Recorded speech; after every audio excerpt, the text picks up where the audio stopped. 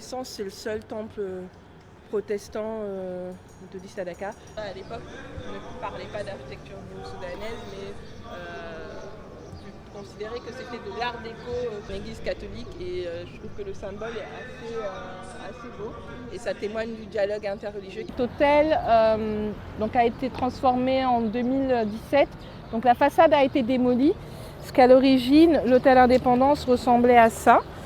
Donc le BEHC essaie de développer une architecture, on va dire une forme de modernisme tropicalisé avec des principes bioclimatiques.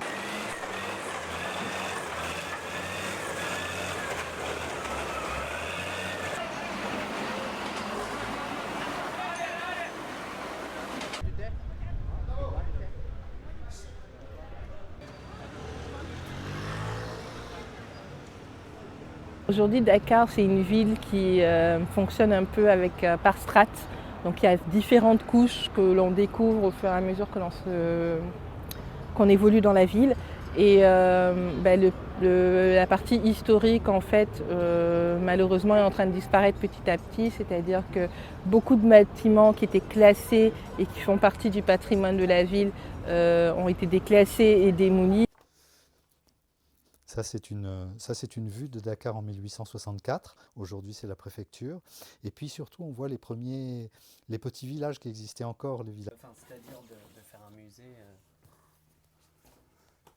Là, par exemple, on a tout un album de cartes postales anciennes. La préservation du patrimoine, si on sait le préserver, si on sait le valoriser, peut être une ressource, ne serait-ce que pour faire venir des visiteurs au Sénégal.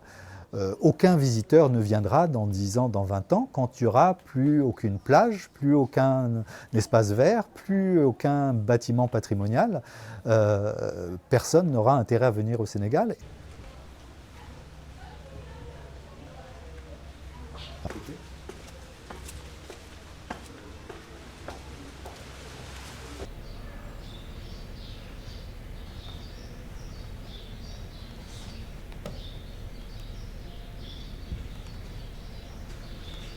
Pour la plupart des bâtiments terrassés, c'est à l'aube que c'est fait. Vous venez, le bâtiment, voilà, il n'est plus là.